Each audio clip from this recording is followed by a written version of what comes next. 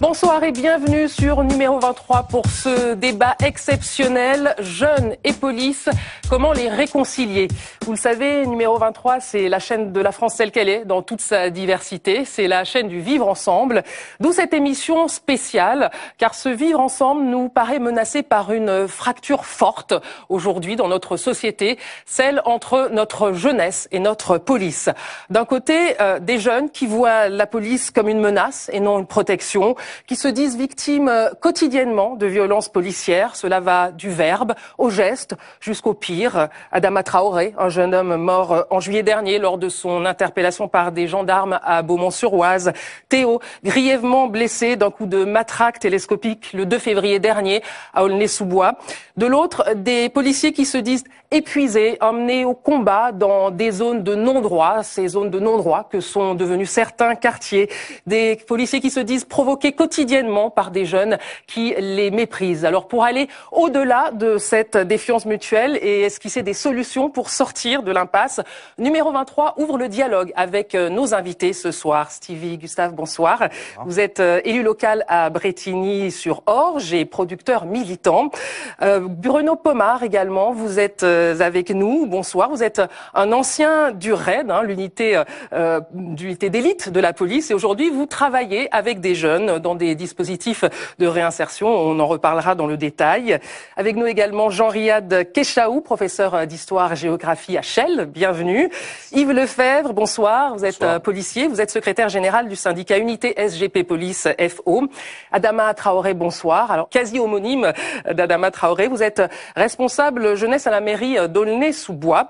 Alors, ce qu'on va essayer de faire dans cette émission ensemble, c'est de reprendre point par point les causes de ce divorce. Alors, on les connaît pour certaines, mais à chaque fois vraiment dans l'esprit de proposer des solutions. Je voudrais commencer d'abord par un témoignage, le vôtre, Adama Traoré. Pourquoi vous? Parce que je trouve que votre parcours est édifiant. À 17 ans, vous avez été victime de violences policières graves. Est-ce que vous pouvez nous rappeler les faits en quelques mots? Oui, effectivement, j'avais 17 ans, septembre, il faisait beau. Comme d'habitude, on était, comme ils disent, postés dans nos quartiers. Et subitement, des policiers sont venus pour nous contrôler. Par peur, on a couru, car on avait la peur du policier, clairement. En courant, je me suis arrêté, je me suis dit, mais pourquoi je cours? J'ai une révolte, ma première révolte. J'ai fait demi-tour, le policier m'a dit, Adama, pourquoi tu cours? Adama, pourquoi tu cours? Il me connaissait.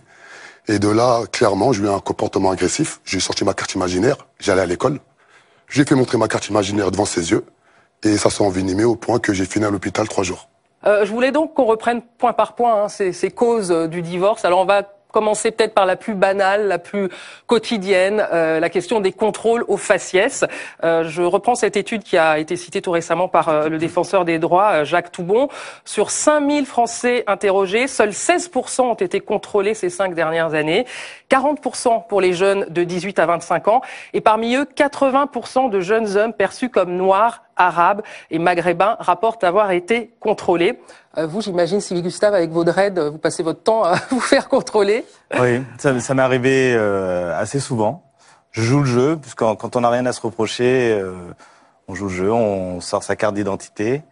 Il y a quelques années, j'étais adjoint au maire à Brétigny-sur-Orge, et un contrôle aux faciès. Enfin, j'arrive et je vois un jeune que je connaissais en train de se faire contrôler, qui avait bu. Donc, au lieu de rentrer, de prendre mon bus, je fais demi-tour. Je dis à ce jeune que j'interpelle par son prénom de se calmer, de laisser les forces de l'ordre faire leur boulot. Et il y avait plein de jeunes. Ça se passait à la gare. Et à un moment donné, le policier me dit de passer mon chemin, de les laisser faire aussi leur boulot. Donc j'accepte, je m'éloigne pour pas rentrer dans ce contrôle. Et ça commence à dégénérer. Donc j'interpelle encore ce jeune. Il fallait savoir que j'étais d'astreinte, donc j'étais en tant qu'adjoint, j'étais officier de police judiciaire, j'étais au PJ ce soir-là. Donc je leur explique qui je suis, je me présente. Je dis voilà, je suis maire adjoint de cette ville, je connais ce jeune homme, et qui est un jeune homme qui boit, mais qui est assez sage en principe. Et le jeune, enfin le policier se met face à moi. Je suis pas très grand, donc il était assez costaud, et il me repousse. Et donc là, vous sortez votre carte d'élu. Là, je sors ma carte d'élu avec bleu, blanc, rouge. J'avais la chance d'avoir cette carte bleu, blanc, rouge. C'est pas tous les jeunes issus de ces quartiers qui ont cette carte bleu, blanc, rouge. Je lui montre, donc je lui dis, puisqu'il commence à me tutoyer, à manquer de respect. Donc je lui dis, voilà, je vous respecte, donc respectez-moi. Il regarde ma carte, il me dit, vous l'avez acheté à Barbès? Voilà. Édifiant. Et donc je m'énerve un petit peu, je lui montre qu'il y a des caméras, je vais porter plainte et c'est classé sans suite. Je vois que votre témoignage a provoqué pas mal de réactions dans le public. Je voudrais qu'on entende, alors je vois, Brigade anti-négrophobie, Franco Lolia. Vous êtes également membre du collectif Stop le contrôle aux faciès. Je ne sais pas si on peut vous passer le micro. Moi, je voulais juste qu'on soit vraiment précis. Comment est né le collectif et puis surtout, quelle est la fréquence des contrôles que vous dénoncez? Bon, déjà, bonjour. Merci de nous donner la parole. Le problème pour faire état de la fréquence des contrôles, il est complexe parce que justement l'État ne nous donne pas les moyens de prouver que ces contrôles ont bien lieu. Et c'est pour ça d'ailleurs. On va revenir au récépissé. Donc c'est très difficile et justement il y a une volonté de faire croire que c'est un ressenti de paranoïaque alors que les contrôles aux faciès existent bel et bien. D'ailleurs l'État a été condamné récemment et donc il n'y a plus à le prouver. Maintenant concernant notre existence, on existe depuis environ 2011.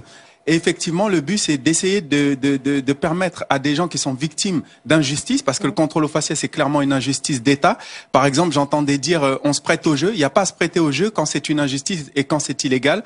Et à partir de ce moment-là, on essaye de faire comprendre aux gens qu'ils ont des droits et qu'il faut absolument avoir des preuves. Et donc, des preuves, c'est quoi? Des images, prendre le numéro des témoins, des choses comme ça. Et c'est ce qui est le plus important, parce qu'effectivement, la police n'a pas tous les pouvoirs. On n'a rien contre la police, mais on n'a rien contre les policiers qui font bien leur travail. Mais effectivement, le contrôle aux faciès fait état de policiers qui font mal leur travail et c'est contre cet état de fait qu'on s'insurge et c'est contre ça qu'on se soulève collectivement et on amène les gens à comprendre qu'ils ont des droits. Voilà. Et je précise qu'on n'a vraiment rien contre la police parce que la police, on le rappelle, c'est le bras armé de l'État et non pas ceux qui prennent les décisions. C'est-à-dire personne n'aurait l'idée d'aller parler à ma main si je lui mets une claque. Il faut bien parler au cerveau. Et le cerveau, c'est bien l'État français. Donc notre problème, on comprend même pas pourquoi on nous met en face des policiers pour parler, puisqu'ils ne pourront prendre aucune décision. Et tout en les respectant, hein, puisque je ne les connais pas. Voilà ce que je veux dire. Merci pour votre témoignage. Alors Yves Lefebvre, est-ce que vous comprenez ce sentiment d'indignation et puis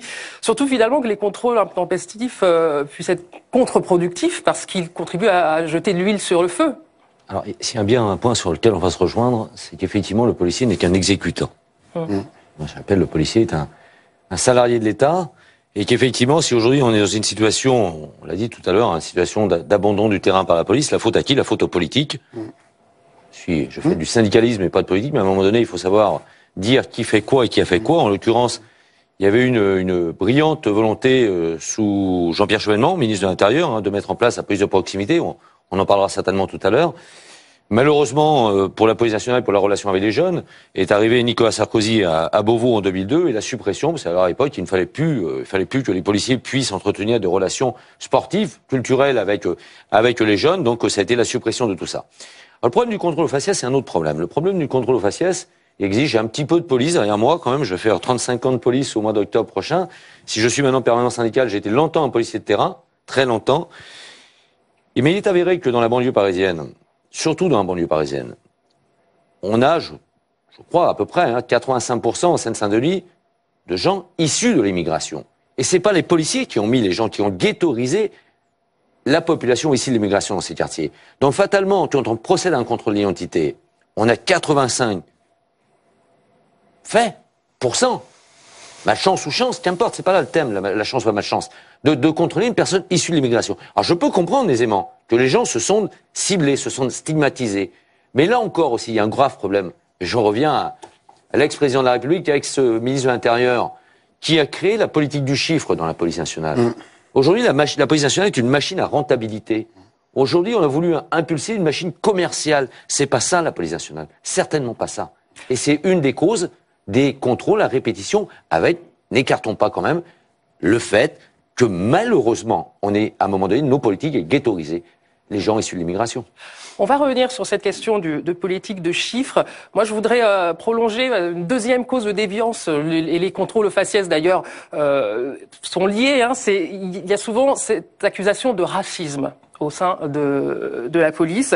Alors, est-ce que les policiers violents qui profèrent des insultes racistes, etc., sont-elles des brebis galeuses ou au contraire, y a-t-il un problème systémique de racisme au sein de la police? J'aimerais vous entendre là-dessus, Jean-Riyad Kechaou. Je rappelle que vous êtes professeur d'histoire-géographie à Chelles et puis vous avez également publié ce livre, Les Bosquets, un ghetto français. Donc vous savez de quoi vous parlez.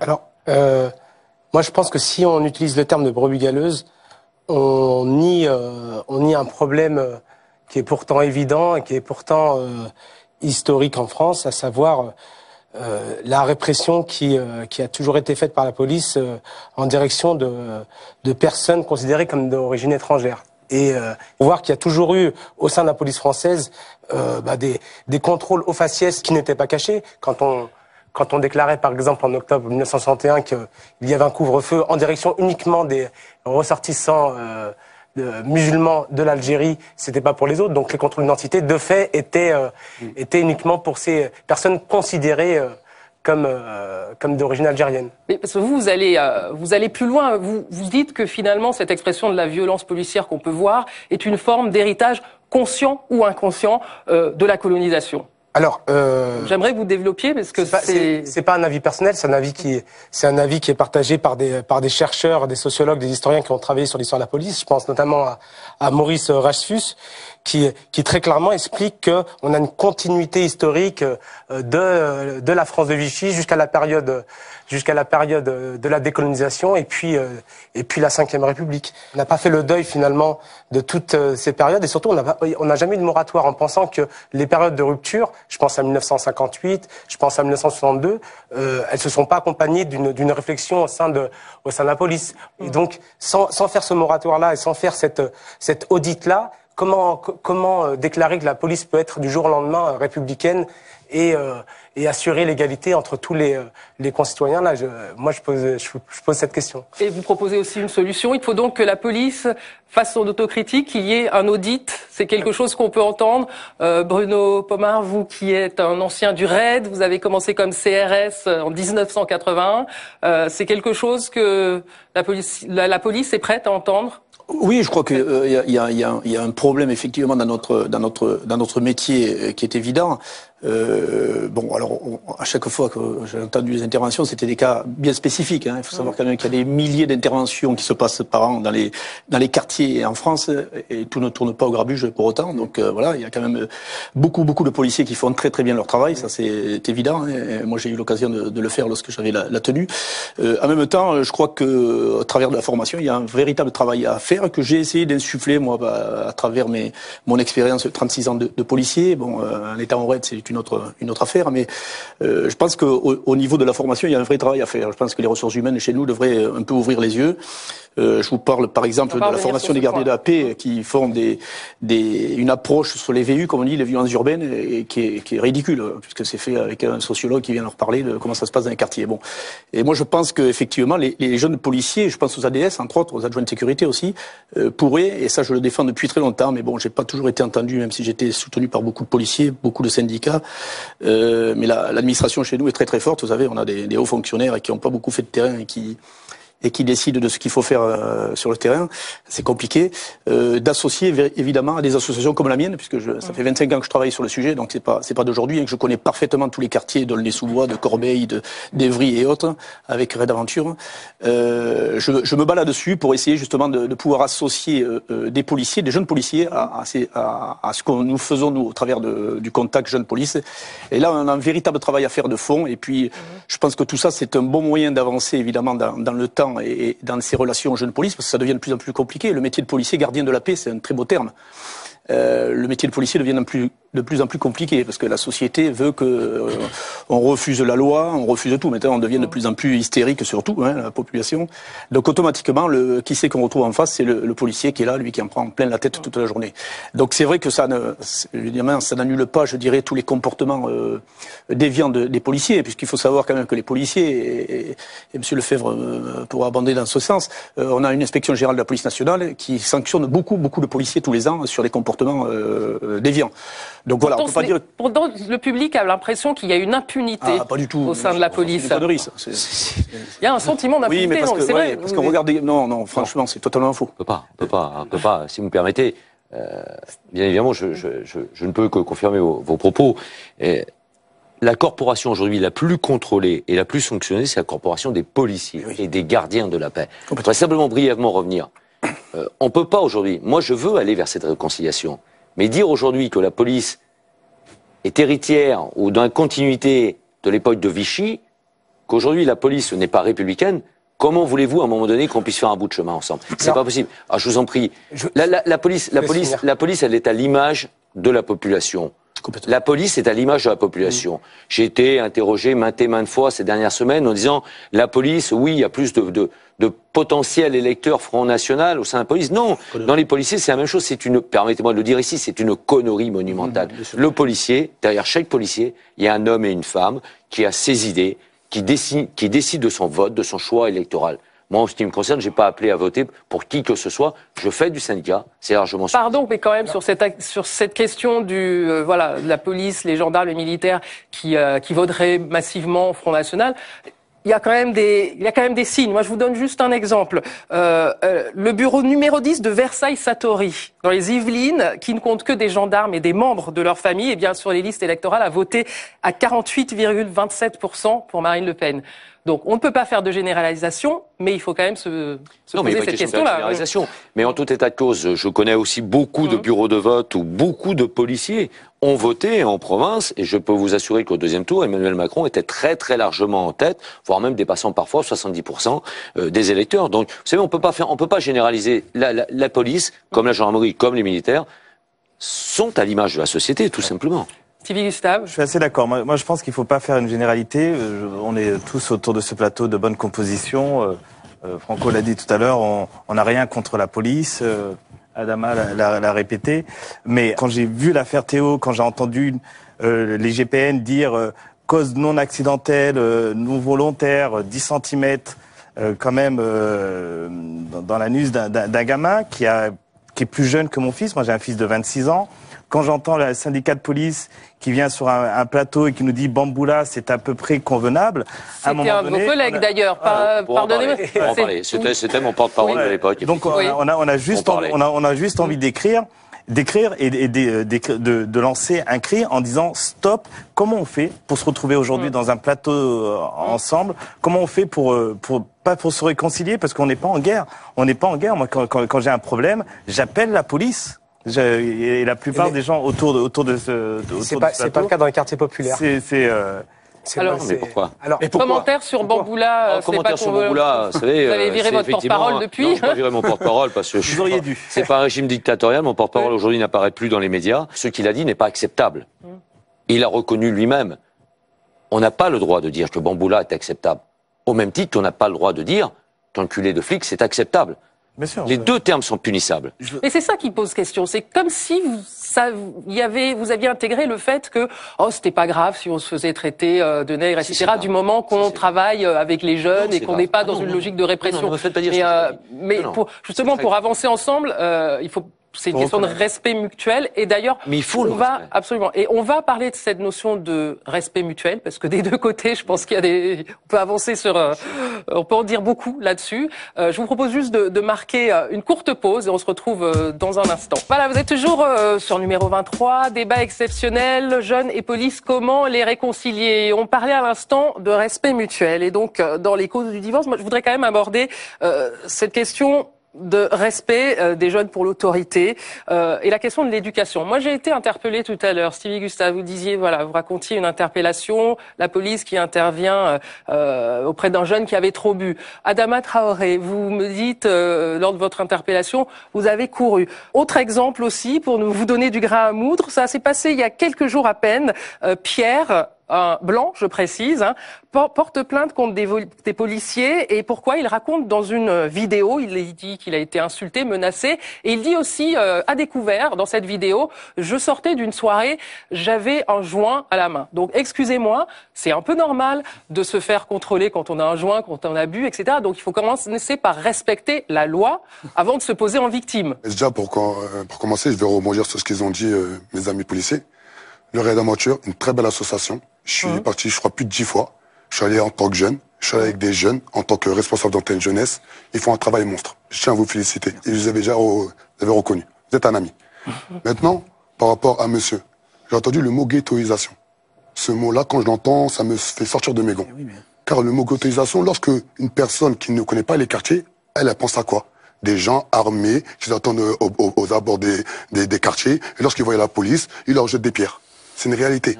Il y a des sémantiques, monsieur, il y a des sémantiques qui sont employées par vous-même, par certains politiques et par certains puissants qui créent de la peur chez certains habitants en France. La preuve, la montée du FN, tout simplement. Et ça, à un moment donné, il faut vous le dire. Maintenant, derrière, par rapport au respect, comment aujourd'hui, clairement, une institution policière qui n'a jamais été réformée ou qui n'a jamais été réformée correctement, qui favorise le corporatisme, clairement, comment ces policiers-là peuvent faire un travail de qualité lorsque la qualité n'est pas dans leur boulot? Nous, on a eu la chance d'être approchés par des policiers. Lorsqu'ils vous expliquent leur boulot, franchement, j'ai de la peine. Lorsqu'un policier dit « je ne peux pas dénoncer les agissements d'un de mes collègues », si je le dénonce, je vais être pointé du doigt par mes collègues, je ne pourrai pas monter en grade.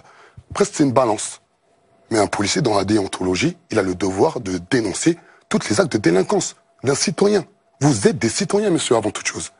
Voilà, et c'est non, mais c'est ça, et à un moment donné, mais pourquoi? Parce que j'ai l'impression que les syndicats l'oublient. Lorsque je vois un syndicat de police, comme Alliance Police Nationale, qui dit des propos honteux, qui donne le discrédit sur toute la police nationale, qui dit clairement que qu'est-ce qui est arrivé à Théo est presque normal, eh bien, nous, ça nous touche dans les quartiers. Nous, ça nous touche dans la population. On va avancer parce que je voudrais quand même reposer ma question. Moi, je suis désolée. Moi, j'habite en banlieue, j'ai des enfants, je ne leur apprends pas à courir quand ils voient un policier. Justement, dans ce contexte extrêmement tendu. Donc, est-ce qu'il n'y a pas une question d'éducation derrière et de respect des principes et de la loi et de l'autorité? Gustave. Je vais parler en tant que père de famille. Je pense on est pas mal autour de cette assemblée. Oui, il faut qu'il y ait un respect. Quand j'interviens sur ce jeune qui a bu, c'est lui qui a déconné. C'est pas la police. La police fait son métier. Et quand j'interviens, je demande aux jeunes de respecter la police. Forcément, si on se retrouve avec un joint et qu'on envoie la fumée à la tête de la police, on peut avoir des réactions. Mais le respect, il doit avoir un respect mutuel. Mais si le policier qui représente l'État manque de respect, ça part en vrille, forcément. Donc il faut qu'il y ait un respect mutuel. Respect mutuel, ça passe par des choses très simples en plus parfois. Ça passe par le vouvoiement au moment d'un contrôle et pas par le tutoiement. C'est très compliqué, si vous voulez, si vous me permettez. Ouais, mais j'aurais bien aimé finir, j'ai pas fini. Je vais vous laisser finir. Voilà. Et par rapport au respect, parce que nous, ça fait exactement 4 mois, on fait un gros travail rapprochement population-policier. Et ce qui nous a touchés, on se bat pour un rapprochement population-policier et qui est créé par toutes les institutions. Ça serait bien que des jeunes issus des quartiers, je sais pas comment on vient du quartier dans les sous-bois, les 3000, un des quartiers les plus grands de Seine-Saint-Denis, avec 20 000 habitants, où voilà, on a connu des atrocités, ça soit des policiers face à des habitants, comme des habitants face à des policiers, et bien on s'est confronté aux institutions. Ça soit la municipalité, et ça soit l'institution policière. Oui, il vous a fallu des mois pour être reçu par le directeur de la police municipale. C'est ça la réalité. À un moment donné, pour finir par rapport au respect, déjà respectons le fait que quand il y a des habitants qui ont envie de se prendre en main, que les institutions facilitent. Les accompagnent et facilitent. Renaud Pomar, et ensuite, réaction dans le public. J'ajoute que ce travail-là, quand même, a été initié, parce que bon, j'en suis le premier concerné, parce que je suis la seule association à faire ça quasiment en France au niveau national, puisqu'on l'a fait sur une 60aine de villes. On est à Aulnay-sous-Bois d'ailleurs le 24. Je vous invite tous à venir voir, vous allez voir comme c'est intéressant. Il faut savoir que dans le cadre du fonds d'intervention de tout ce qui est politique de la ville, les préfectures ont axé justement des soutiens aux associations, dont la mienne fait partie, sur ce travail de rapprochement police-population. C'est-à-dire, voilà, il y a une véritable volonté de l'État d'avancer là-dessus. La seule chose que l'on a, et puis moi je... Donc qu'est-ce qui freine alors, s'il y a une volonté de l'État? Il y a les cabinets ministériels, moi ça fait 20 ans que je les connais par cœur, voilà, je me suis battu parce que j'ai les syndicats qui me soutiennent derrière, mais je me bats pour ça, et puis ça n'a pas l'air de vraiment intéresser les politiques à proprement parler, c'est-à-dire les ministres. Ouais. Voilà. Alors que c'est vraiment bien sûr, une solution fondamentale. Moi, je voudrais juste m'arrêter un peu sur votre parcours parce que c'est formidable. Donc ancien du RAID. Je lis juste le début de votre livre parce que vous racontez cette expérience. Bruno Pomar, flic d'élite dans les cités. C'est aux éditions Anne Carrière. C'était un pari insensé. Un flic du RAID pour aider les jeunes des banlieues en difficulté. Un keuf dans les cités interdites. Le mariage de la carpe et du lapin. Encagoulé, dissimulé de la tête aux pieds sous des combinaisons noires lors de leurs interventions. Ces super policiers triés sur le volet symbolisent la loi, l'autorité, la force, l'ordre, tout ce que détestent les ados des cités, tout ce qu'ils rejettent. Et alors vous les emmenez en Guyane, faire des descentes en rappel, bref, ils se révèlent à eux-mêmes et il y a des parcours, il y a des réussites incroyables. Je crois qu'aujourd'hui, un jeune qui est passé par vos programmes s'occupe de Brigitte Macron, de notre première dame. Oui, qui arrive de là, exactement. Oui. Il est avec Madame Macron, et c'est un jeune de Montreuil, précisément, et qui est gardien de la paix d'ailleurs, et c'est un jeune qui a fait partie de notre dispositif, qui est un gamin, issu des quartiers, mais je pense que c'est à travers... Et qui aujourd'hui est chargé de la protection de la première dame. Il fait partie du SPHP. Quand même un sacré parcours. Oui, c'est un beau parcours, mais il y en a bien d'autres. Mais ça veut dire que ça marche, qu'on pourrait si on démultiplie des initiatives comme la vôtre, ça marche. Donc certains diront, le flic il n'est pas fait pour faire du social, etc. Moi, on me l'a reproché souvent, même si j'ai des appuis politiques de tous bords dans ce que je fais, on remettra pas en question ce que je fais, mais c'est vrai que c'est toujours difficile d'avancer dans ce domaine, et je pense qu'il y a une véritable ouverture pour que la police puisse se retrouver, parce que la police de proximité ne reviendra pas, c'est fini. Enfin, je parle sous le contrôle. Bien sûr, c'est fini. La police municipale peut avoir ce rôle. De toute façon, c'est une tautologie. La police est censée être proche des citoyens. Donc c'est pas évident, c'est une société. Ce que beaucoup d'habitants des quartiers populaires disent régulièrement, c'est que ces îlotiers des années 70-80 jusqu'aux années 90, c'est des gens qui connaissaient parfaitement la population. Oui. Et qui pouvaient même ramener parfois des petits jeunes à leur famille lorsqu'ils faisaient des petites bêtises. Et puis cette proximité-là, elle a tendance à apaiser les relations, parce que quand on connaît les gens, c'est ce qui génère le respect. Alors qu'aujourd'hui, avec des intervenants qui sont que dans la répression, et qui sont là pour, que vous l'avez dit tout à l'heure, faire du chiffre, le respect, il est plus sociologie compliqué à établir. Complètement changé, attention. La sociologie a complètement changé, t'as entièrement raison. Mais derrière aussi, on a tellement abandonné le terrain. Depuis 2002, nous sommes en 2017. Le temps que la police de sécurité au quotidien, voulue par Emmanuel Macron, se mette en place, on va arriver début 2018. Faut pas rêver. Mais il faut qu'on réforme tout ça. Il faut qu'on recrute pour le faire. Parce qu'il n'est pas non plus question d'aller vers les quartiers pour abandonner aussi les centres-villes. Il faut qu'on ait une police la même pour tout le monde. La même pour tout le monde. Et on a tellement abandonné le terrain. On a créé les institutions, je reprends ce que disait monsieur tout à l'heure, les institutions, nos politiques ont créé des zones de non-droit. Ce sont eux qui ont créé les zones de non-droit. Je voudrais donner la parole à un échange dans le public, et notamment avec Franco Loya qui piaffe depuis le début de l'émission. Oui, c'est-à-dire que déjà j'ai écouté l'introduction du livre que j'ai trouvé intéressante. Ceci étant, les mots ont leur importance. Donc je comprends ce qui a voulu être dit, mais à un moment il est dit je représente l'ordre, etc. Je sais plus en quel terme. Tout ce que les jeunes détestent. Non, les jeunes de cité détestent l'injustice. Il faut se demander comment à un moment la police peut incarner l'injustice. Oui, pourquoi Zied et Bouna ont couru? Parce que Zied et Bouna, c'était pas Pierre Leblanc. Ils avaient pas de joint à la main, etc. Pourtant ils sont sentis en danger lorsque les policiers sont venus les contrôler. Donc il faut rappeler qu'effectivement le respect c'est une chose importante, et je vais y revenir, mais j'aimerais revenir quand même sur certains propos, parce que c'est vrai que j'entends des rhétoriques qui sont posées comme des récitations. Par exemple, la police est l'organe le plus contrôlé, etc. C'est la vérité. Donc, alors il faut savoir qu'il y a une institution, je sais pas comment on appelle ça, qui s'appelle la police des polices. C'est interne. Excusez-moi. Oui, donc j'y viens. C'est interne à la police. C'est pas une commission indépendante. On peut quand même interroger le fait. On peut quand même. c'est surtout. Monsieur, je parle juste, on peut, comme vous me permettez, j'ai le droit de m'interroger. Le fait que ce soit une commission interne à la police, j'ai pas dit que ça veut dire que ils sont coupables. Je dis, j'ai le droit de m'interroger qu'il aurait peut-être mieux valu une commission indépendante. Le fait aussi de dire que les policiers sont condamnés ou de réduire les pratiques policières qu'on estime être, en tout cas le dysfonctionnement de l'appareil policier qu'on estime systémique, et dire que c'est le fait de quelques je sais pas comment on appelle ça, troublions ou mauvais objets, je pense que c'est réducteur, parce que quand on va plus loin, quand par exemple la justice va pour condamner des faits, des exactions policières, des crimes policiers, etc., on voit que les peines conduisent soit à des non-lieux, soit à des peines minimales. Excusez-moi, on l'a vu. Excusez, monsieur. C'est vrai qu'il y a des affaires, pardon, mais monsieur, je vous en supplie. Si je peux juste terminer, on n'est pas obligé d'être d'accord tout en se respectant. Par exemple, moi, je vous connais pas, j'ai rien contre vous.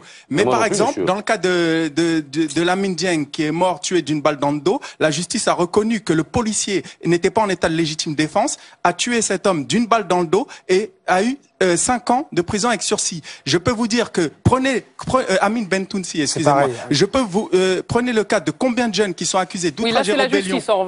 C'est la justice. Non, mais pour montrer, je terminerai par cela, puisque je vois que je terminerai par cela. On vous a laissé la parole. Je terminerai juste par ça. Juste pourquoi je parle de la justice, pour montrer le lien. Si la justice, quand vous dites les policiers sont condamnés, ça montre bien que c'est systémique, puisque la sanction semble être beaucoup plus légère lorsque c'est un policier qui commet ce crime, même quand il est reconnu coupable de ce crime, qu'un citoyen lambda. On peut dire, on peut s'interroger, c'est pas une accusation, est-ce que les policiers, dans ce cas-là, n'ont pas un permis de tuer dans certains cas? C'est-à-dire, c'est une interrogation qu'on peut poser. C'est un peu réducteur. C'est juste, on en parlait tout à l'heure, c'est vrai qu'il y a ce sentiment d'impunité alimenté par des grandes affaires. Par exemple, le fait que les policiers dans l'affaire Ziad et Bouna, 10 ans plus tard, étaient relaxés, ça a choqué beaucoup de gens. Donc, votre réponse, Yves Lefebvre, et puis réaction de Stevie Gustave. Je vais surtout revenir sur l'affaire que moi je qualifie de Damien de Noisy-le-Sec, parce que c'est mon collègue Damien, qui est un de mes délégués au demeurant, qui vient d'être condamné à 5 ans de prison avec sursis, on appelle, à Paris, il y a quelques malheureuses semaines de ça. J'ai suivi le procès, monsieur. J'ai suivi le procès, le premier procès en cour d'assises, et le procès ensuite en appel. Il y a des éléments subjectifs dans cette affaire. Il n'est jamais avéré, si vous étiez au procès comme moi, les 3 témoins visuels ne peuvent pas dire à un moment donné si le policier, si la personne tourne le dos, la victime, la malheureuse victime, quel qu'il soit, une personne ne mérite jamais d'être tuée, soyons clairs. On ne sait pas si la victime est réellement de dos. On est trop dans la subjectivité par rapport à ça. La problématique, c'est que moi, je veux qu'on réconcilie la police avec la jeunesse et la jeunesse avec la police. Mais pour ça, il faut qu'on fasse preuve d'objectivité et absolument plus de subjectivité. La police est particulièrement contrôlée. Je peux vous assurer, et c'est pas mon collègue Bruno Pomar qui me dira le contraire, loin s'en faut. C'est un drame pour un policier que l'IGPN, l'Inspection Générale de la Police, ou l'IGS pour Paris, il y a quelques années de ça. Je peux vous assurer qu'aucun policier veut passer. Il n'y a jamais aucune complaisance en la matière. Jamais. Parce qu'aujourd'hui, un flic, on a quelques années, on se disait, on n'avait jamais peur. Un flic, ça n'a pas peur. Voilà. C'est pas qu'on a peur. Un flic n'a pas peur. Moi, je le dis, je le répète. Aujourd'hui, un flic qui parle le matin, il a peur. Et le flic qui parle le matin, il se dit, est-ce que je vais rentrer ce soir? Est-ce que je vais pouvoir réembrasser mes gosses ce soir? Mon épouse ou mon époux? C'est ça le problème. Et aujourd'hui, si on va à une police, aujourd'hui, il faut qu'on réconcilie tout le monde. Il faut que la police soit respectée, comme il faut que la police soit respectée. Il faut que les des moyens. Mais il faut que la police donne les moyens. Aujourd'hui, tout simplement, pourquoi? On nous oppose, on nous interdit.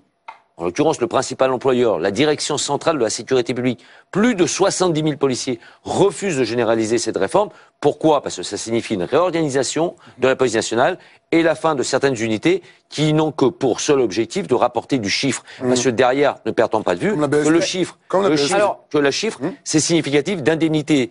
Le résultat de performance à coût de dizaines de millions d'euros pour les chefs de service. Et c'est scandaleux. Comme pour l'éducation nationale aussi, on envoie les plus jeunes dans les quartiers. Voilà. Alors là, on a abordé plusieurs points. Ça, c'est un sacré souci. On a abordé plusieurs points essentiels. Sur un de ces points aussi, parce que c'est aussi important, sur la réforme sur la légitime défense. Leur formation, vous vous rendez compte, ça a été voté il n'y a pas très longtemps par nos députés. C'est parce qu'ils ont fait de mieux. Peu nombreux. 12 heures de tir. Ils n'étaient pas très nombreux. Incroyable. 48 heures, une formation par vidéo. alors qu'ils demandent d'être sur le terrain. On peut pas faire ça. Donc, à un moment donné, est-ce que des vrais policiers, on enlève nos énarques, on enlève les gens du cabinet, on enlève les ministres. Est-ce qu'on peut pas avoir des vraies formations comme ce monsieur qui est formateur, qui est un ancien flic, qui sait de quoi il parle, plutôt que ces énarques qui réfléchissent pour nous tout le temps. Donc, on essaie d'avancer vers des solutions. Renforcer la formation, mais peut-être en incluant un volet psychologique aussi. Oui, bien sûr. Plus affirmé. Bien sûr, il y a comme et je crois qu'il y a un travail parallèle à faire, encore une fois, parce que les policiers seuls s'en sortiront pas. La sécurité publique, c'est vachement compliqué à gérer. Quand on parlait de zones de non-droit, tu disais tout à l'heure, les ghettos, effectivement, il y a des endroits où la police, si elle n'est pas en unité constituée, ne peut plus rentrer dans certains quartiers. Monsieur, désolé. Il faut qu'à un moment donné... Si. Non, il n'y a pas de zone de non-droit. Je vous le dis clairement. Mais si, moi j'en connais. Monsieur, quand même, j'ai la chance de vivre tous les jours. Oui, mais moi je... Au Tarteret, un véhicule qui passe au Tarteret, qui prend des PV, des pavés systématiques. Alors, ne parlez pas en même temps, sinon on ne vous entendra pas. Adama Traoré. Il y avait une bonne ambiance jusque-là. Moi, quand même, moi, je suis une personne, c'est très rare que j'écoute. J'écoute, je boue en moi, mais on est là, on est à la télé, on va jouer le jeu. Maintenant, je vous explique déjà. Clairement, il n'y a pas de zone de non-droit dans les quartiers. Ah bon? Maintenant, je vais vous expliquer. Les seules zones de non-droit, quand vous dites zone de non-droit, c'est les endroits où ça va vendre du cannabis, où ça va vendre une drogue bien précise. Maintenant, je vais vous expliquer. Lorsque des policiers arrivent, lorsque des policiers arrivent dans ces genres d'endroits, aujourd'hui, les jeunes, ils crient au pu, ils citent ou quoi qu'est-ce, en 5 minutes chrono, il n'y a plus personne. Donc il faut arrêter de faire peur aux gens qui écoutent la télé, aux gens qui écoutent les radios et tout, etc. Maintenant, moi, je vous dis, il y a des zones de non-droit. Vous pouvez venir avec moi dans ma ville. Moi, je vais vous faire montrer. Regardez, moi, je vais faire montrer des zones de non-droit qui sont créées. Des zones de non-droit qui sont créées par les politiques et par beaucoup d'institutions comme les institutions policières. Moi, mais ça, je vais vous expliquer. Nous, au 3000, aujourd'hui, dans 93, je crois, le 3000, c'est le quartier le plus chaud. Chaque semaine, il y a des batailles rangées entre la police et la population. Et je vous invite à aller sur ma page Facebook, La Révolution est en marche. Monsieur Boisdela, c'est un jeune issu de la ville d'Aulnay-sous-Bois. Mehdi Boisdela, il a été policier, c'est son frère. Voilà, c'est pas Courneuve ou Courquet, c'est Aulnay-sous-Bois. On le connaît très bien et c'est un gros pour le dire, Traoré Adama. Maintenant, je vous explique ces zones de non-droit, monsieur. Lorsque monsieur, en direct live, un jeune, il se fait courser en moto par 4 motards. Il tape une voiture. Il lâche sa moto par terre. Il court. Le policier n'arrive pas à l'interpeller. Même pas une seconde après, monsieur. Il tire plus de 30 fois au flashball, mercredi, premier jour du printemps estival. Une maman court, fait tomber son bébé. Et monsieur, ils ont créé une scène de panique. Elle est créée par des policiers, monsieur. Elle n'est pas créée par des dealers ou par ci ou par ça. Maintenant, à un moment donné, il faut arrêter de dire zone de non-droit à tout va. Une zone de non-droit, c'est quoi, monsieur? Une zone de non-droit, c'est là qu'il n'y a plus de droit. Monsieur, attendez, madame. Quand vous voyez que des policiers, quand vous voyez des policiers bloquent une route, bloquent les bus, bloquent les voitures, tirent sur tout le monde, gaz. Et je dis bien certains policiers. Et à un moment donné, compilé avec la police municipale. À un moment donné, c'est qui crée des zones de non-droit? Lorsque vous voyez des mamans qui pleurent, des jeunes qui pleurent. Si vous me permettez de vous répondre. Voilà, il faut arrêter que ces mentiers qui font peur les habitants. Aujourd'hui, vous me parlez des zones de non-droit. Mais nous, on laisse parler le public. Alors, réponse, si on parle tous en même temps, on s'entend pas. Réponse d'Yves Lefebvre. Réponse d'Yves Lefebvre. De syndicaliste, moi, il y a encore 5 ans, j'étais sur le terrain. J'étais sur le terrain. Donc, vous voyez, je suis un syndicaliste secrétaire général arrivé peut-être sur le tard. Mais quand je parle du terrain, je sais de quoi je parle. Par contre, sur le quartier des Tarterets dans l'Essonne, un véhicule de police secours qui revient d'une présentation hospitalière, d'un détenu, d'une personne détenue au commissariat, passe simplement dedans. Un adjoint de sécurité, 2 collègues féminines. Ils se sont pris une pluie de pavés. Si vous n'appelez pas ça une zone de non-droit, monsieur Traoré, expliquez-moi ce que c'est. Alors, expliquez-moi ce que c'est. Pour moi, c'est une zone de non-droit. Attendez, monsieur, je par la faute des politiques, monsieur Traoré. Monsieur, il y a une pression institutionnelle face à une pression populaire. Alors, tout simplement. Moi, je parlerai plutôt. Enfin, je sais que les mots. Je sais que les mots sont importants. Adama Traoré, je sais que les mots sont importants. Moi, j'ai plutôt le sentiment, parfois, d'une logique de bande rivale et de marquage de territoire. Moi, je suis mère de famille. Moi, je vais souvent dans un quartier où il y a le commissariat d'un côté, à 200 mètres, et puis il y a un guetteur 200 mètres plus loin. Et entre deux, des familles, des mères de famille comme moi, qui effectivement peuvent se sentir un peu délaissées et prises entre deux feux. Donc il y a quand même un constat. Je pense que non seulement il y a un constat, mais en plus, les premières victimes, sont les habitants de ces quartiers. Bien sûr. Du fait qu'il n'y ait pas de police, exactement, du fait qu'il y ait de la c'est délinquance, exactement ce que je suis en train de dire. Oui, bien sûr, j'abonde dans votre sens. Et il faut pas l'oublier aussi, parce que les médias nous parlent toujours des voyous, des policiers qui font mal le boulot, et la population, on l'oublie. Et en même temps, dans la population, il y a des très belles histoires. Il y a des gens qui se lèvent le matin, qui partent de chez eux à 4 heures du matin, il y a que ça, c'est vrai, c'est la grande majorité, qui vont travailler. Il y a des gens qui partent à la bibliothèque, qui partent à la médiathèque, parce que chez eux, il y a 5, 6 frères et sœurs, et qui vont étudier, et qui le soir rentrent, font la cuisine, et travaillent. Et ça, je voudrais qu'on en parle un petit peu plus dans le banlieue. Je crois qu'on est à peu près tous d'accord autour de ce plateau qu'à un moment, il va falloir des solutions politiques. Je vous propose juste de marquer une courte pause, et on se retrouve dans un instant.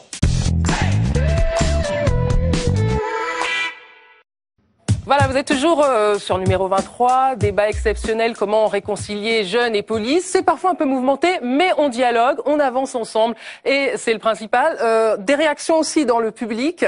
Je voudrais, vous avez un micro, jeune homme. Vous vouliez réagir par rapport à ces zones de non-droit, entre guillemets, qui ont provoqué beaucoup de remous au sein de ce plateau. Bonjour à tous, je m'appelle Kenzo. Je travaille dans un établissement financier. Je viens aussi de Vitry-sur-Seine, donc après j'ai un long parcours aussi, parce qu'on m'appelle le voyageur. Je fais pas mal de quartiers, donc Aubervilliers, Noisy-le-Grand, j'ai fait pas mal de banlieues. Et avant d'arriver justement dans l'établissement financière, je suis passé par beaucoup de difficultés. Et je reviens à ce que il disait Adama et ce monsieur. C'est vrai que dans des cités, on a quand même nos codes. On sait faire respecter nos quartiers devant les policiers. On sait leur faire comprendre qu'ici c'est pas leur quartier, qu'ils peuvent pas y accéder comme ils veulent, comme dans un moulin. Donc après voilà, je défends pas les policiers, parce qu'après voilà, il y a des hauts et des bas. Mais, sauf que ce quartier appartient à tout le monde, aux familles qui y vivent, et normalement un policier a le droit d'y aller. Oui, tout à fait. Après, je pense que c'est par rapport à l'histoire qui s'est passée entre les quartiers, entre les policiers et les jeunes. Donc ça a mis des barrières. Comme les policiers, voilà, quand ils savent qu'ils vont faire une intervention dans une cité, ils vont pas aller de main douce. Ils vont y aller directement au front. Et même s'ils tombent sur quelqu'un de gentil, ils vont aller à la dure parce qu'ils savent que c'est dans un quartier assez dangereux. Après, c'est comme les jeunes, ils ont été traumatisés par ça. Donc aussi, ils vont y aller au front, en fait. Jean-Riyad Kechaou. C'est pour ça justement que ces contrôles, donc déjà du fait de policiers jeunes, souvent de province, qui débarquent dans des quartiers HLM alors qu'ils n'ont eux-mêmes jamais vu et qui arrivent dans des territoires parfois un peu hostiles, peuvent être aussi violents, voire plus violents que les jeunes qu'ils contrôlent ou qu'ils suspectent d'un délit parce qu'ils ont peur. Et ces contrôles-là, malheureusement, et c'est pour ça qu'il y a une défiance de la police, ils aboutissent parfois aussi à ces fameux outrages et rébellions dont tu parlais tout à l'heure. Et ces outrages et rébellions, c'est quand même dans les quartiers populaires des grandes villes françaises un des motifs d'inculpation.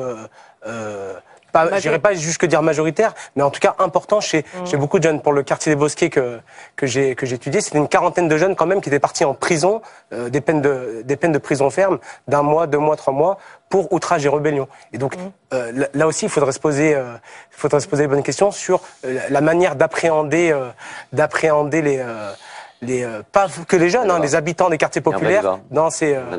Il y a un vrai débat et justement le vouvoiement, le tutoiement, on essaie de tisser des petits fils ce soir. Donc déjà le vouvoiement. Franchement, on en discutait avant l'émission. Hein. On peut très bien employer le vouvoiement et pour autant manquer de respect. Comme on peut, à contrario, employer le tutoiement et être respectueux. Ce n'est pas ni le vouvoiement ni le tutoiement qui va imposer et impulser un respect ou pas de respect. C'est la relation, tout simplement. C'est la relation. Tout à l'heure, effectivement, on a des quartiers, vous allez arriver, vous voyez des personnes que vous allez être amené à contrôler à un moment donné pour des faits avérés. Ces personnes-là ont des codes de langage. Et vous êtes complètement déconnecté de la réalité. Alors aujourd'hui, moi, j'ai toujours tutoyé mon père. Mes enfants me tutoient.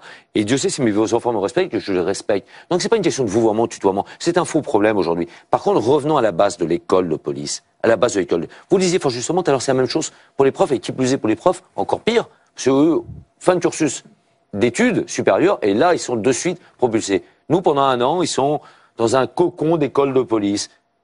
Les violences urbaines, tu en parlais tout à l'heure, Bruno, les violences urbaines, on envoie un sociologue pour faire ça. Et ils arrivent, imaginez-vous un gamin qui arrive des Landes, petit village des Landes, qui sait même pas ce que c'est qu'une barre HLM. Grande maison à faire un étage, qui passe 1 an à l'école de Périgueux, calme, et qui se retrouve affecté dans une cité derrière, où, bien évidemment, il n'a pas les codes, il n'a pas appréhendé les codes, il n'a pas d'encadrement. Parce que durant ce quinquennat, on a fait, le gouvernement sortant a pris des mesures pour justement décourager les policiers à rester sur la région parisienne. On a tout fait pour ça. Il y avait des systèmes de fidélisation, on n'a rien fait aujourd'hui. Qu'est-ce que pense un policier aujourd'hui? Je reçois des dizaines, des centaines de demandes de policiers qui me disent voilà, mais on veut partir, on veut plus. On n'a jamais eu autant de policiers qui veulent partir aujourd'hui, parce qu'ils n'ont pas été préparés, ils ne sont pas encadrés. Il faut tout repenser, cette police nationale. Oui. Il faut tout la réorganiser et ne plus arriver dans ces quartiers systématiquement sur la phase d'affrontement. Voilà. Il faut arriver sur la phase de dialogue. C'est la demande, c'est la demande de réorganisation profonde de la police. Depuis tout à l'heure, vous utilisez des sémantiques. Les sémantiques que vous utilisez, franchement, ils sont tous ghetto, cité, et c'est... Il y a des quartiers, j'entends blanc, j'entends noir, j'entends arabe, non. Ça veut rien dire, ça. Non, monsieur, arabe, ça veut monsieur, non, mais on va pas passer toute l'émission sur la sémantique. Ça peut être un point pour les solutions, travailler sur la question des mots. Les mots ont leur importance, mais on essaie d'avancer sur toute une série de solutions qui pourraient apaiser la relation. Maintenant, on va parler des solutions. Nous, les solutions qu'on a dit à l'échelle nationale, c'est réformer l'institution policière déjà pour commencer. Lorsqu'on voit un policier, il a 12 heures de formation au tir annuel, c'est juste incroyable en sachant que là, oui, moins que ça. Voilà, déjà ça, en sachant qu'il y a une loi qui est sortie pour faciliter la légitime défense, c'est juste incroyable. Deuxième chose, interdire tous les syndicats de police politisés. Comme exemple, Alliance Police Nationale, qui font des repas au Trocadéro avec des anciens ministres, des chefs d'entreprise, c'est juste incroyable. Troisième chose, monsieur le préfet, à un moment donné, monsieur le préfet de Seine-Saint-Denis, il a des comptes à rendre. Lorsqu'on voit que la police, comment elle se comporte, ils sont filmés tous les jours, il y a des vidéos qui tournent sur Facebook, ils ont aucune réprimande. Moi, Adama Traoré, une policière qui s'appelle Sylvie, elle me regarde droit dans les yeux, elle me dit, Adama, quand t'étais jeune, t'étais un brûleur de voiture. De l'autre côté du quartier, un autre policier filmé sur Facebook, vous pouvez aller voir sur notre page. Il me dit, Adama Traoré, tu étais un brûleur de voiture, mais Traoré Adama. Un autre policier me dit, toi, tu sautais sur une voiture il n'y a pas encore 2 jours. Et à un moment donné, il y a un problème avec les forces de l'ordre. C'est pas les forces de l'ordre, c'est les gardiens de la paix à la base. Faut juste en montrer que même la France, elle a changé. Ils appellent les forces de l'ordre, alors c'est des gardiens de la paix. Vous en avez brûlé des voitures ou pas, Adama? J'aurais bien aimé. Il faut rappeler que le président de l'Assemblée nationale a déposé une demande d'audit justement sur la doctrine et la déontologie au sein de la police française au défenseur des droits Jacques Toubon. Oui. Et on ne sait pas si le CV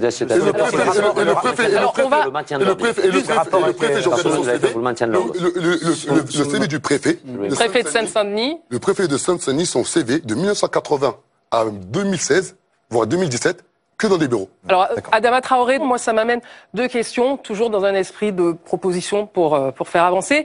Le principe de caméra piéton, des agents équipés de caméras piétons, c'est quelque chose qui vous paraît intéressant, que vous pouvez entendre? Alors, sur les caméras piétons, Franco proposait le contrôle au faciès, enfin les tickets de contrôle au faciès. Moi, je pense qu'il faut aller plus loin. Ouais, je pense qu'il faut aller plus loin. Oui, les caméras piétons, pour moi, c'est intéressant parce qu'aujourd'hui, nous sommes tous équipés de téléphones portables. La plupart des jeunes, quand il y a des contrôles, ils filment. Donc, la caméra piéton, c'est aussi une protection pour le policier et aussi pour la personne interpellée. Je dis pas jeune, vous avez bien votre truc, j'ai dit la personne interpellée. Mais encore une fois, sur les caméras piétons, il faut qu'il y ait des moyens. Encore une fois, on revient sur la même question. Comment on va stocker les images? Qui va le faire? Qui va monter? À quel moment on déclenche? Donc, qui va former les policiers? Donc, encore une fois, et on l'a entendu depuis tout à l'heure, les institutions, et je le dis parce que je fais de la politique, parce que j'aime ça, il y a un vrai problème au niveau des politiques. Chacun a ses idées. Chacun veut lancer son empreinte, tous les ministres de l'Intérieur, mais personne ne demande. En Angleterre, ils ont fait, dans les années 90, je me rappelle plus, j'essaie de retrouver le nom, ils ont mis une mise à place sur la police. À un moment donné, est-ce qu'on pourrait pas faire pas une table ronde, mais à un moment dire voilà. Les états généraux, exactement. États généraux de la police. Moi, je suis contre. Moi, je suis contre les caméras. Pour les caméras, moi, j'étais sur le fond, j'ai toujours été contre. Comme vous, sur ces caméras qu'on installait un peu dans les quartiers, en pensant que Non, mais c'est la vidéo sur c'est la caméra piéton. oui, Moi, je suis contre, hein, personnellement. les caméras piétons. Non, moi, je parlais des caméras installées dans les quartiers. Non, c'est pas- Elles ont apaisé les contrôles aussi bien du côté de la police et que du côté des jeunes. En tout cas pour ce qui est Oui. pour ce qui est du quartier que j'ai étudié, il y a nettement moins d'affrontements entre. Maintenant, jeunes et lorsqu'on policiers. parle de mise à plat, Oui. parce que là, j'ai l'impression qu'on fait un peu le procès de la police et il faut tout refaire. Là, j'entends mise à plat, beaucoup de c'est aussi la donneurs de leçons. population, hein. Mais en même temps, il y a une vraie politique éducative, c'est-à-dire Oui. à mettre en place. Bien sûr. Moi, je le fais J'en parlais tout à l'heure, avec voilà. le travail associatif que je mène depuis 25 ans. Et ça peut être Je ça, ne la vois mise pas à que plat. l'évolution C'est aussi- en termes d'éducation avec les familles, etc., c'est de pire en pire. C'est-à-dire que les gosses sont de moins en moins tenus. Enfin bref, il y a un vrai travail de sociabilisation de toute notre jeunesse, qu'elle soit des quartiers ou pas. C'est pas une question. Mais il n'y a pas que la police à remettre à plat. Il y a toute la Oui, non, mais politique éducative. Alors, mise à plat de notre société. Et là, il y a un sacré travail. Là. Je remets mettre en quelques mots. Oui, Oui, ça parce travaille. qu'on approche de la fin de l'émission et on a Quelques mots. plusieurs points à balayer pour justement Quelques mots. montrer qu'il y a des solutions qui sont possibles. En quelques mots. Et là, Oui. j'ai parlé de la population. Déjà, il faut arrêter de dire les jeunes. La population en général. Exemple, nous, depuis l'histoire de Théo, lorsque les policiers interviennent dans le quartier, les mamans, ils descendent. Les c'est mamans. Mais au moins, ça conduisent à la servait à quelque police. chose. Voilà. Là, c'est la population. Maintenant, clairement, bien sûr, il y a un problème d'éducation. Ah ben, complètement. Mais il n'est pas parental. L'éducation parentale, croyez-moi, moi, monsieur, lorsque moi, on me dit mon père, il allait venir chercher au commissariat, et je pouvais pisser sur moi, je pissais sur moi. Mais l'éducation, il est où le problème? Mais c'est pas pour il tout le manque, monde. monsieur, il manque l'éducation populaire, l'éducation politique et l'éducation alimentaire dans les quartiers et dans les villes en règle générale. Bruno Pomar, Oui. Pour finir par rapport à Oui. ce qu'il disait, par rapport à ce qu'il disait, monsieur. À un moment donné, les caméras, pourquoi nous, exemple, dans les quartiers, ils ont mis les sous-bois, ils ont fait politique de caméra que je trouve inutile. Mais ça a Lorsque- servi sur la Attendez, Théo. non, ça a Ok. pas- ben, croyez- ben, Ça a croyez-moi, servi sur ça la n'a pas Théo. beaucoup servi. Moi, je vous explique pourquoi. L'affaire Théo a eu une échelle, a eu une onde à l'échelle internationale. J'ai été interviewé à titre personnel par des médias américains, médias espagnols, médias hollandais, médias anglais. Comment se fait-il dans une ville comme Aulnay-sous-Bois, qu'on a vécu une atrocité, chaque semaine, il se passe encore des batailles rangées entre les jeunes et les policiers? Si réellement les caméras elles auraient changé quelque chose, à un moment donné, certains policiers ont été interpellés, parce qu'il y a des jeunes qui ont été interpellés par rapport à ces caméras-là. Aucun policier n'a été interpellé par rapport à ces caméras-là. pourquoi donc ces batailles Non, mais j'ai tout simplement, perdu, c'est ça, la réalité. batailles- Mettons- Oui, non, mais c'est pour ça que je me tourne vers... Mettons, pour Yves Lefebvre. Mettons, les Oui, oui. caméras. Ils servent à qui réellement? Non, mais attendez, Voilà. il y a deux Oui. choses à La distinguer. Il y a les vidéosurveillance caméras, et il y a la caméra, voilà. Caméra de vidéosurveillance. C'est la même Attention, chose. c'est un détournement, on l'a vu, hein. C'est la même chose. Ça peut être, moi, je considère, in fine, sauf si c'est pour de la protection bâtimentaire, dans la lutte antiterroriste, là, effectivement, ça a lieu d'être. Bah, bien sûr, ça a Après, servi, la d'ailleurs. caméra, ça a énormément servi, effectivement. Les caméras de vidéosurveillance dans d'autres lieux, c'est, moi, je considère en tant que citoyen. Là, je pose ma casquette de flic, hein, je la garde encore quand même. Je suis avant tout un citoyen. Je considère que parfois, il y a des détournements sur les libertés publiques avec les caméras de vidéosurveillance. Par contre, parlons des caméras piétons. Vous le disiez fort justement, 2500 caméras à titre expérimental. Ça signifie à dire aujourd'hui, il y a 100 000 flics qui n'ont pas de caméras piétons. Moi, je suis pour la généralisation des caméras piétons, mais je suis aussi pour ne pas infantiliser et stigmatiser à nouveau le policier qui puisse la déclencher quand il estime nécessaire. Si par contre il y a un contrôle où effectivement il y a un plaignant, une personne qui dit « moi j'ai été mal contrôlé, on m'a tutoyé, on m'a manqué de respect », la charge devrait être apportée par le policier que tout s'est bien passé. S'il n'a pas enregistré, c'est lui qui devra rendre des comptes. Si entendons-nous bien, moi je reconnais Le système une chose américain, aujourd'hui. en fait. C'est tout, bien sûr, tout Oui. à fait. Aujourd'hui, C'est je demande enregistré. qu'une chose aujourd'hui, c'est la présomption d'innocence pour les policiers, mais un policier, dès lors qu'il est coupable, il doit être sanctionné. Mais sévèrement. Mais Alors, aujourd'hui, sévèrement. je termine juste, par contre aujourd'hui, si on nous oppose, personne Sévèrement. ici, Car mais moi celui-ci, ce que je dénonce déontologie. parfois, c'est la présomption de culpabilité, on en parlait tout à l'heure. Mais il faut tout remettre à plat. Et la réorganisation, oui, il faut tout repenser. Les états généraux, oui, il faut repenser la police nationale. Nous, on a produit aux tous les candidats potentiels, hein, à la présidence de la République, et qui plus est, là, entre les deux tours, aux deux derniers, on a produit un livre blanc. La police de 2017 et d'après. La police de 2017 et d'après. Et après, on revoit tout dans cette police nationale. Il faut tout repenser. Je l'ai dit tout à l'heure, la fin de la politique du chiffre, la fin de la Voilà, méritocratie. bien sûr, oui. Aujourd'hui, et remettre de la police Juste partout. pour que parce que le grand public ne connaît pas forcément cette logique de politique du chiffre, ce serait bien que vous nous Et tous les rappeliez policiers cette vont faire logique ça. En quelques et mots, les policiers ravages vont- qu'ils font. en C'est quelques mots, important. un vrai En ravage. quelques mots. J'avoue, Oui. citer un exemple très J'ai appris simple. des bâtons. Avant, Des bâtons. voilà, la bâtonnite, mise en place en 2002. Je ne vais pas parler toujours de la même personne, mais en 2002, c'est lui qui l'a créée à l'époque, quand il est arrivé à Beauvau. Avant ça, vous interpelliez un jeune qui avait taillé 5 murs. Voilà, il avait tagué 5 murs. Il était interpellé, il était contrôlé, on relevait son identité. C'était un fait élucidé. Depuis la politique du chiffre, les 5 murs, ce sont 5 faits élucidés. D'un, on est passé à 5. Pourquoi? Parce qu'en fin d'année, il y a le bilan de l'activité. Et le bilan de l'activité permet le versement de primes aux chefs de service. Ce qu'on appelle l'indemnité de reconnaissance et de performance à un coût de dizaines de milliers d'euros. On a le fossoyeur de la relation police-population. Parlons pas que jeunesse, police-population. C'est cette politique du chiffre. Et aujourd'hui, pourquoi on ne veut pas réformer les horaires? Parce que ça imposerait une réorganisation et ça déflатterait des unités qui aujourd'hui n'ont pour seule consigne de faire du chiffre. Donc, excusez-moi, mais pour que le public comprenne bien, ça veut dire qu'aujourd'hui, le système tel qu'il est, il y a des policiers qui peuvent être portés à faire un excès de zèle et à multiplier des interpellations, peut-être qui ne méritaient pas, juste pour faire du chiffre et avoir plus de primes en fin d'année. L'indemnité de reconnaissance et de performance est seulement attribuée au commissaire de police. Donc le commissaire de police, qui lui est le détenteur des chiffres, lui produit ces chiffres en fin d'année, et son autorité, en l'occurrence le préfet, et la direction centrale de la sécurité publique et la direction générale de la police décident de lui octroyer une prime au mois de décembre. Une prime qui peut se traduire par plusieurs dizaines de milliers d'euros. Donc le policier derrière, on va l'inciter, il va avoir la pression du résultat.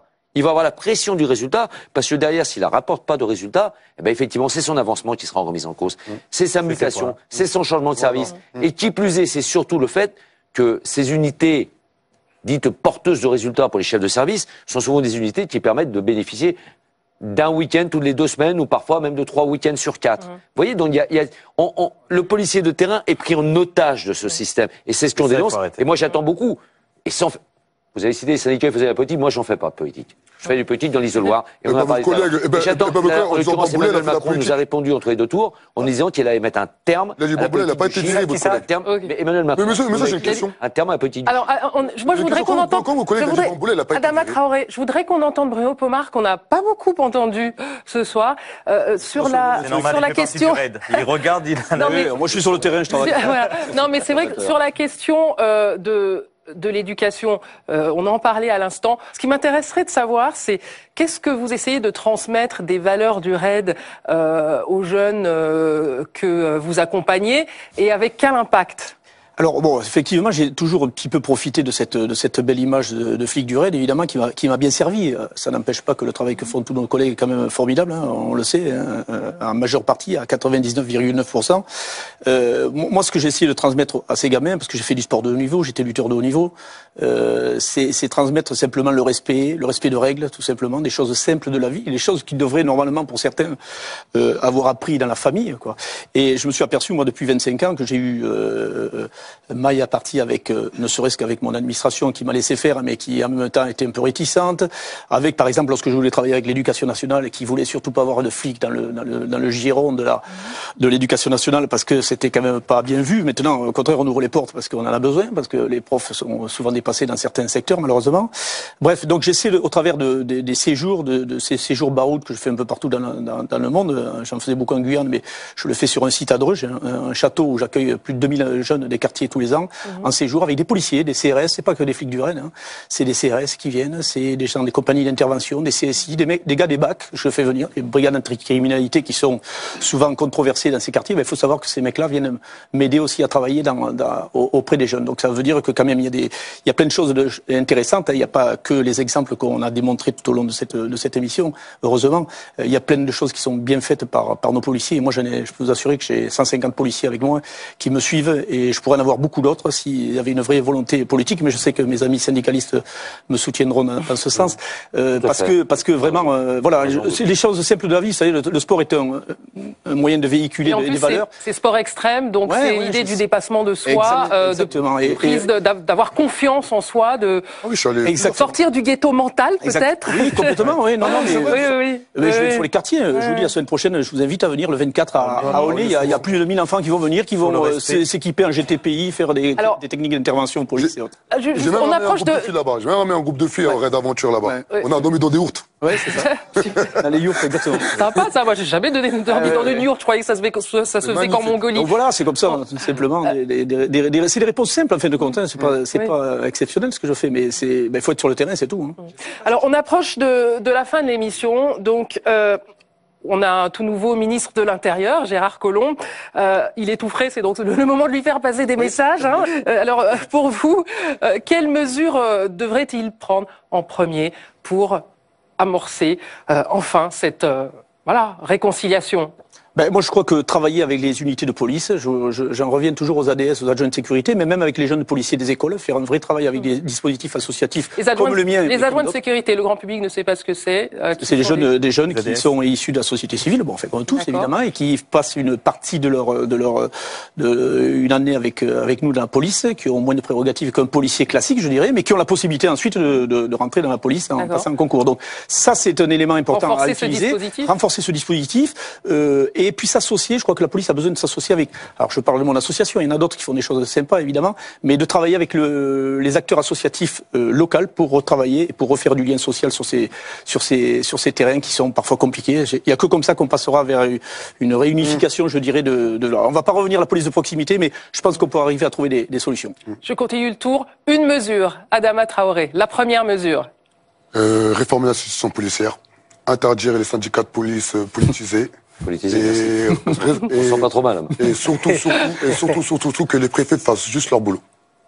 Jean-Riyad Kechaou. Alors restaurer le dialogue tout simplement en remettant un peu l'importance à la prévention comme vous le faites déjà, comme le font aussi les centres de loisirs de jeunesse. Je tiens à saluer le remarquable travail de Pierre Vadou qui travaille en plein cœur de la Cité des Bosquets avec 7 fonctionnaires de police.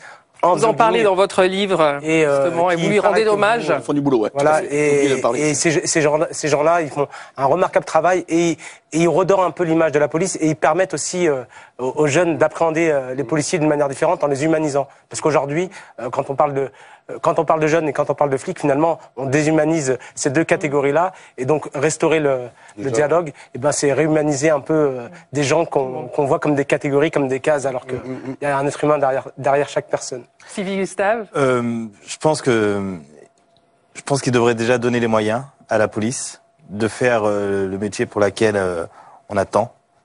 Et à un moment donné, écouter aussi ce que les gens vivent dans ces quartiers. Parce qu'on est toujours, on parlait de jeunes, c'est les habitants qui vivent dans les quartiers, les jeunes et la police. Il y a plein de choses qui se passent dans ces quartiers. Donner des vrais moyens et je veux juste revenir sur la notion de respect. Je suis quelqu'un peut-être à l'ancienne, mais c'est vrai qu'à une certaine époque, il y avait plus de respect. Et nos parents nous apprenaient à respecter le voisin, à porter les courses pour monter. Alors il y a aussi, on doit respecter l'uniforme, on doit respecter le médecin, on doit respecter le pompier, on doit respecter son voisin. On doit à un moment donné, moi je suis père de famille, voir un gamin à 23h dehors alors qu'il est à l'école, moi ça me pose problème. Donc c'est un vrai reformer notre société tout simplement. Vaste chantier. Yves Lefebvre, pour conclure ce tour de table, la première mesure que devrait prendre Gérard Collomb. Déjà, permettre aux policiers d'être bien dans leur tête. Essentiel, je l'ai dit. Améliorer le temps de travail des policiers, leur permettre de réconcilier vie familiale, vie professionnelle. La mesure qui va avec, bien sûr, continuer les recrutements en permettant d'avoir la police partout. Que tous les gens puissent se sentir en sécurité en tout lieu et à toutes heures sur notre territoire. C'est deux principales mesures. J'espère, je crois peut-être l'un des premiers ici qui le rencontrera le premier. Donc je lui ai écrit dès hier au soir, on me demandera de le rencontrer très vite. Donc j'espère pouvoir le rencontrer dès la semaine prochaine. Il a un gros travail à faire. Et derrière ça, il faut qu'on puisse recréer ce lien, ce genre de débat, mais directement sur le terrain, se rencontrer. Voilà. Et j'ai bien entendu le message de mon collègue Bruno et on se reverra très vite là-dessus. On vous a transmis du biscuit, en tout cas en prévision de cette rencontre. Merci à tous. Moi, j'ai envie de conclure par une phrase de Victor Hugo, tirée des Misérables, que vous citez abondamment dans votre livre, Jean-Riyad Kechaou, et à juste titre, car on l'oublie peut-être, mais l'action des Misérables se passe à Montfermeil. Donc Cosette est une enfant du 9-3, quelque part avant l'heure. Bref, Victor Hugo a écrit « Le droit qui triomphe n'a nul besoin d'être violent ». Merci à tous et très bonne fin de soirée sur Numéro 23.